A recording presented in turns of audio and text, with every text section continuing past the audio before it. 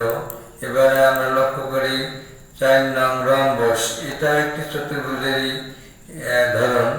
যে চতুর্ভুজের 4টি বাহু পরস্পরের সমান কিন্তু একটি কোণ সমকোণ না, অর্থাৎ এক সমকোণ পরিমাপ না, কম বেশি, সুতরাং এবং বিপরীত কোণগুলো পরস্পরের সমান তাকে রম্বস বলে। আবার খেয়াল করি, যে চতুর্ভুজের 4টি বাহু পরস্পরের সমান কিন্তু একটি কোণ সমকোণ না এবং বিপরীত কোণগুলো পরস্পরের সমান তাকে আমরা রম্বস বলবো।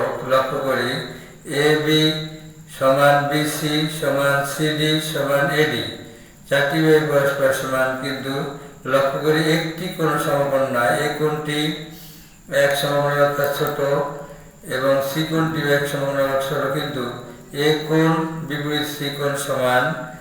এবারে বি কোণ এক সমকোণের অপেক্ষা বড়, ডি কোণ এক সমকোণের বড় এবং বি কোণের বিপরীত কোণ ডি কোণ, সুতরাং এটি একটি বৈশিষ্ট্য সম্পন্ন রম্বস।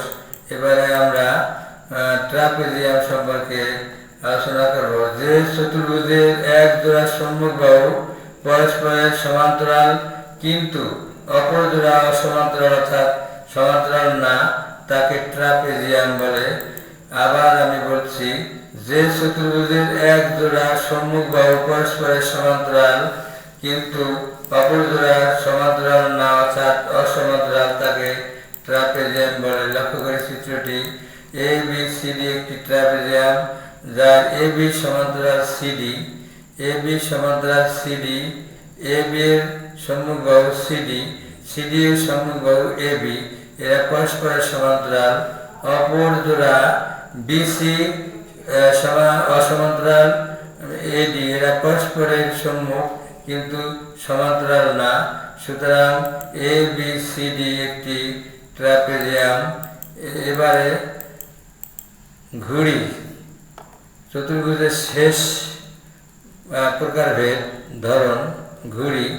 যে চতুর্ভুজের দুই জোড়া সন্নিহিত বাহু পরস্পরের সমান তাকে ঘুড়ি বলে। লক্ষ্য করি আবার, যে চতুর্ভুজের দুই জোড়া সন্নিহিত বাহু পরস্পরের সমান তাকে ঘুড়ি বলে।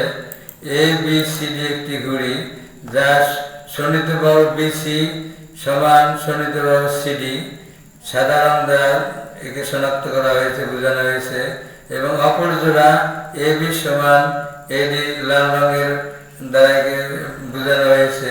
কাজেই বৈশিষ্ট্য সম্পন্ন দুই জোড়া সন্নিহিত বাহু অর্থাৎ বিসি সমান সিডি এবং এ বি সমান এডি, সুতরাং এ বি সি ডি একটি ঘুড়ি। ধন্যবাদ সবাইকে।